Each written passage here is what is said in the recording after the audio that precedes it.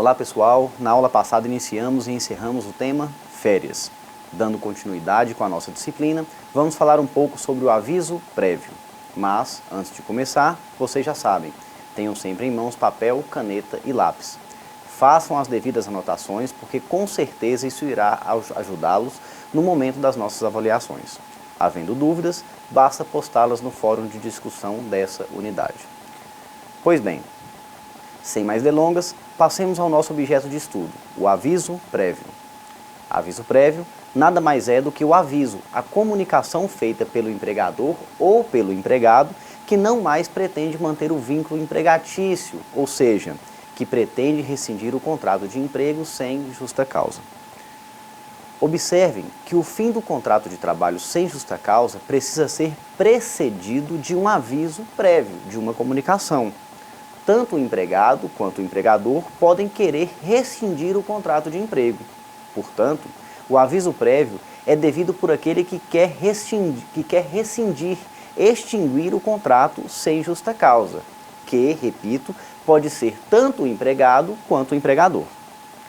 Logo, o aviso prévio é um dever daquele que pretende extinguir o contrato de emprego, seja o empregado, seja o empregador. Ah, Samerli, e se a parte que quiser extinguir o contrato não cumprir o aviso prévio? O que acontece? Falaremos sobre isso um pouco mais à frente. A regra é a concessão e cumprimento do aviso prévio, mas existe a possibilidade do aviso prévio indenizado. Veremos um pouco mais à frente. Vamos à lousa. Aqui nós temos um conceito de aviso prévio bem completo, trazido pelo professor Sérgio Pinto Martins. Ele diz o seguinte: aviso prévio é a comunicação que uma parte do contrato de trabalho deve fazer à outra de que pretende rescindir, extinguir, o referido pacto sem justa causa, de acordo com o prazo previsto em lei, sob pena de pagar uma indenização substitutiva. Vejam que é um conceito simples e completo. Na nossa Constituição da República de 1988, o aviso prévio está previsto no artigo 7º, inciso 21. A Constituição vai dizer que é direito de todo trabalhador o aviso prévio proporcional ao tempo de serviço, sendo no mínimo de 30 dias, nos termos da lei. E que lei é essa? Essa lei é a CLT. Na CLT, o aviso prévio está previsto nos artigos 487 a 491. E é isso que vamos estudar a partir desse momento. Bom, feitas essas considerações preliminares, precisamos saber a natureza jurídica do aviso prévio. De acordo com a grande parcela da doutrina, o aviso prévio tem três naturezas, tem natureza tríplice. A primeira natureza do aviso prévio diz respeito à necessidade de comunicar à outra parte do contrato de que pretende extingui-lo. É um aviso, é uma comunicação. A segunda natureza refere-se ao tempo mínimo que a lei determina para que seja avisada a parte contrária que vai ser rescindido o contrato. Vamos estudar esse prazo. A lei traz o prazo mínimo do aviso prévio. E esse prazo possibilita ao empregador tempo para contratar um novo empregado ou tempo para o empregado conseguir um novo emprego, conforme o caso. E, por fim, a terceira natureza jurídica do aviso prévio refere-se ao pagamento que será efetuado durante o restante do contrato de trabalho ou a indenização substitutiva, no caso da não concessão do aviso prévio. Vamos à lousa. Esse slide nós já falamos, as três naturezas jurídicas do aviso prévio. É bom que os senhores tenham essas informações anotadas. Próximo slide. A próxima observação que temos que fazer é que o aviso prévio, como regra, é irrenunciável. Logo, o empregado não pode renunciar, abrir mão do aviso prévio. Mesmo que o empregado assine um documento abrindo mão, renunciando ao aviso prévio, esse documento não terá validade.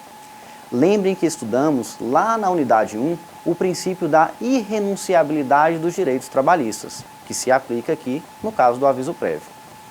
No entanto, como quase tudo no direito, nós temos exceção. A jurisprudência entende que se o empregador provar que o empregado obteve um novo emprego, seria possível sim renunciar ao aviso prévio. Mas aqui, nesse ponto, eu preciso que os senhores guardem a regra geral, qual seja, o aviso prévio é irrenunciável. Voltemos à lousa. Aqui temos 4 observações a serem feitas. Primeira, só cabe aviso prévio nos casos de contratos por prazo indeterminado, ou seja, aqueles que não têm término pré-fixado. Isso quer dizer que, por regra, não cabe aviso prévio nos contratos por prazo determinado, já que, nesses casos, sabemos que quando o contrato vai terminar, não havendo necessidade do aviso prévio. O aviso prévio é para não pegar a parte de surpresa. Se eu já sei quando o contrato vai encerrar, não há que se falar em surpresa. Segunda observação. Somente há aviso prévio nas extinções de contrato de emprego sem justa causa, sem motivo. Nas hipóteses de rescisão por justa causa, o contrato se encerra de imediato. Terceira observação. Nos casos em que o contrato de emprego se encerra por culpa recíproca, isto é, culpa tanto do empregado quanto do empregador, o aviso prévio será devido pela metade, ou seja, 50%. E, por fim, quarta observação. Nos casos de rescisão por comum acordo, não cabe aviso prévio. Lembrando, meus caros, que essas regras estão previstas nos artigos 487 a 491 da CLT. Em casa, leiam a íntegra desses artigos. Prosseguindo, é importante dizer que não existe formalidade para a concessão do aviso prévio. Isso quer dizer que o aviso prévio pode ser concedido verbalmente. Eu viro para o meu empregador ou o meu empregado e digo que não mais tenho interesse em prestar serviços para ele. Embora a forma seja livre, pode ser verbal, o ideal é que o aviso prévio seja concedido por escrito, a fim de que não reste dúvidas acerca da intenção e do prazo em que o aviso prévio foi dado. Ok? Vamos à lousa. Falamos que a forma de concessão do aviso prévio é livre, embora o mais indicado é que ocorra por escrito. No item 6, temos o prazo de concessão do aviso prévio, que talvez seja o ponto mais importante desse tema. A Lei 12.506 de 2011 instituiu a chamada proporcionalidade do aviso prévio. Vamos explicar melhor. Voltem comigo na câmera. Antes da Lei 12.506 de 2011, embora a Constituição da República dissesse que o aviso prévio deveria ser proporcional, a CLT trazia um prazo mínimo fixo de aviso prévio. Após 2011, com a lei, instituiu-se essa proporcionalidade entre o prazo do aviso prévio e o tempo de serviço do empregado. Com isso, hoje, o aviso prévio é proporcional ao tempo de serviço. Voltemos à lousa. O aviso prévio será de 30 dias ao empregado que contém 1 ano de serviço no mesmo empregador. A esse aviso prévio serão acrescidos 3 dias por ano de serviço prestado no mesmo empregador, até o máximo de 60 dias, fazendo um total de 90 dias. Logo, o aviso prévio pode chegar até 90 dias. Nesse mesmo slide, temos o valor, que é a remuneração do aviso prévio, que será de 1 salário do empregado. A remuneração do aviso prévio corresponde ao salário do empregado na ocasião da extinção do contrato, na ocasião do despedimento.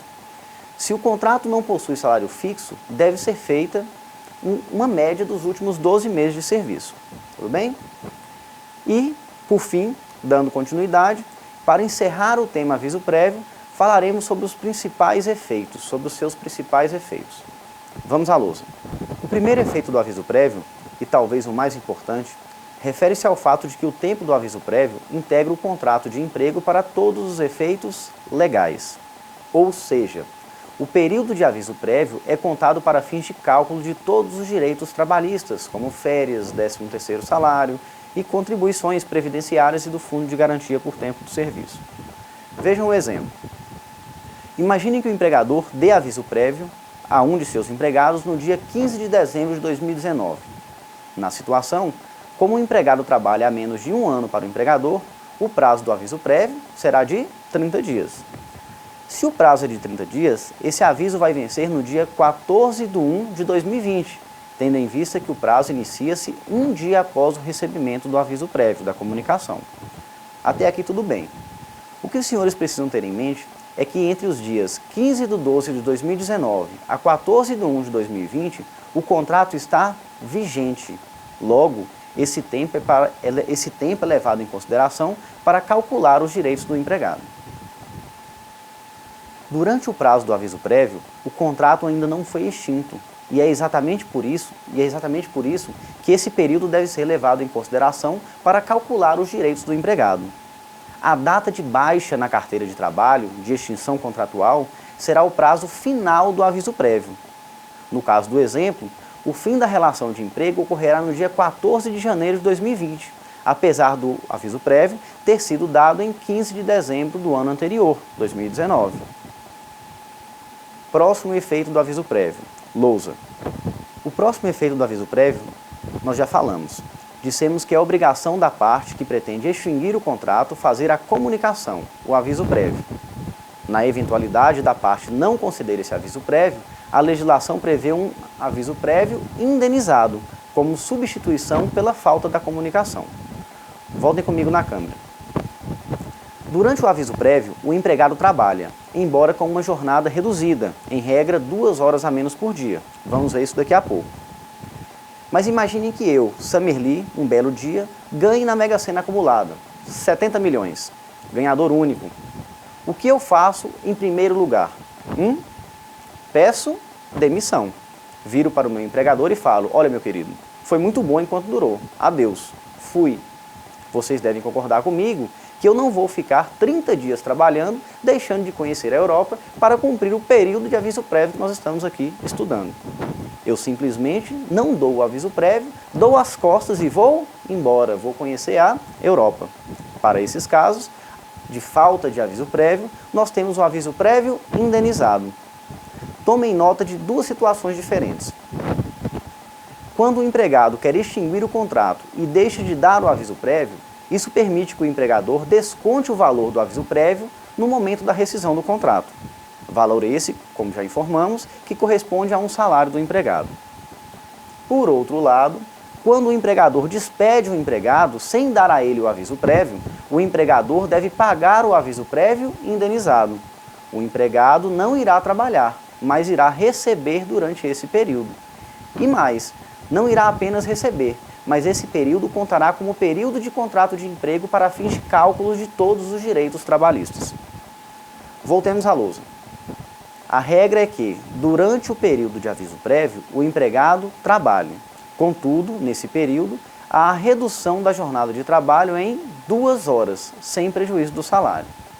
A doutrina entende que é possível acumular essas 2 horas em um outro momento, normalmente no final da jornada.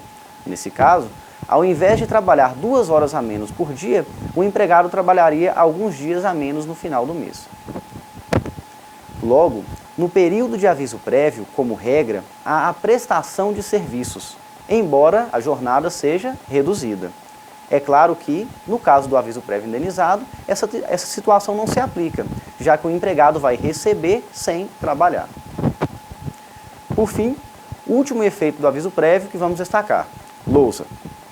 A rescisão do contrato somente se efetiva depois de expirado o prazo do aviso prévio. Essa informação nós também já socializamos. A efetiva extinção do contrato de emprego ocorre ao final do aviso prévio. Frisem, durante o aviso prévio, o contrato está em vigor.